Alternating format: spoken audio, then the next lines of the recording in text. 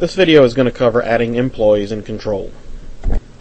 We're going to cover where we access employee setup in Control, adding employees and subgroups. We'll talk about setting up user logins and finish up by talking about security levels for your employees. To add employees into Control, you go to Setup, Employee Setup. The first thing to note on this screen, if we look over on the left, is that the employees are set up under various subcategories. The primary category being company, and then we have, in this particular setup, subcategories of admin, CSR, production, sales, and service techs. The process to add a employee to Control is as follows. Suppose we're going to hire a new customer service representative. We would want to highlight the subcategory CSR and select New Employee. On the New Employee screen, we're going to add their names,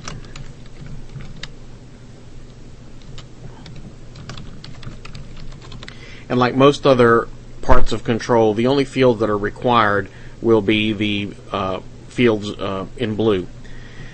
Position will be that employee's position as you define it. Department as well will be whatever department that employee works in. Reports to is an optional field that you can select the person that they will directly report to. You can add phone numbers here, contact information.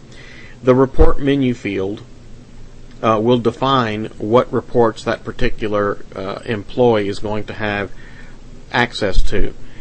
For most people, the report menu should be set to production unless they are administrators.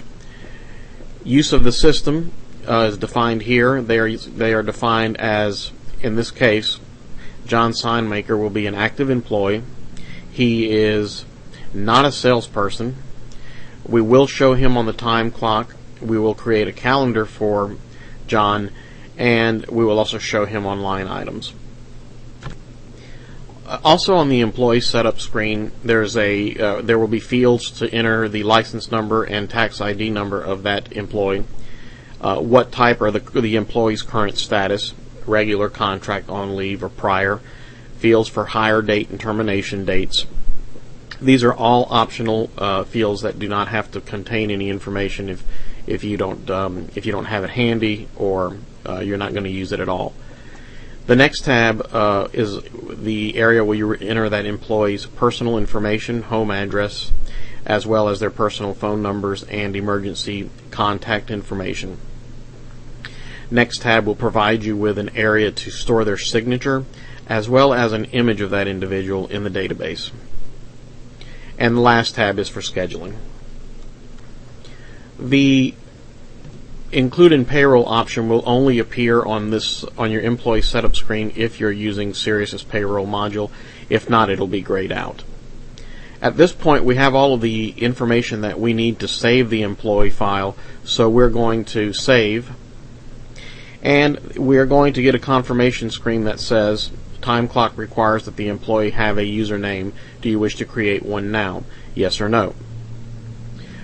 Do select yes for the most part. If the employee is going to be logging in and using the time clock, the answer to this question is always going to be yes.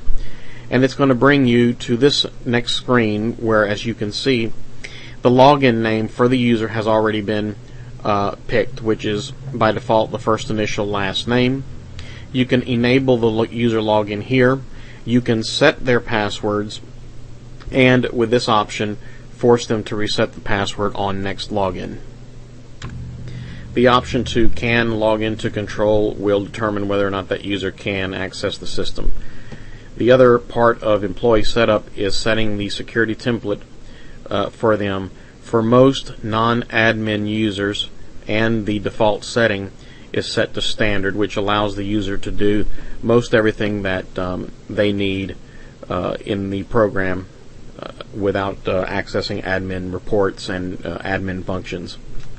Now, while you can create security templates as well as customize security templates in great detail, most people find that the built-in security templates in Control are adequate for their businesses. Okay, at this point, we're going to click OK here, and the new employee record is going to be created. John Signmaker is listed under the company category, and he is going to be CSR, so what we would want to do is move him back down to the CSR subgroup, and to do that we will edit his record and simply select CSR and save. The subgroups do not have any impact on security setup or any other special function in employee setup. They're just used for keeping the employees organized or categorized into that particular employee's job. In the event that you need a subcategory that is not already in the system, you can add one by going to click on the primary category, the company category, selecting New Employee Subgroup, naming the new subgroup, and saving it. A final note on editing employee records is when editing the normal part of the employee record, you're going to use your normal edit button on the right action bar here. This will permit you to change any of the data on the employee screens. However, to change login information or security template information, you're going to come down here to this square security info box, select Edit User, and it will bring the login window back up where you can then edit login name, passwords, as well as the security templates. By clicking OK here, that data will automatically be saved. After you add your employee or employees to the system, hitting Close here on the action bar will close the employee setup screen and return you back to your home screen. And that concludes this video.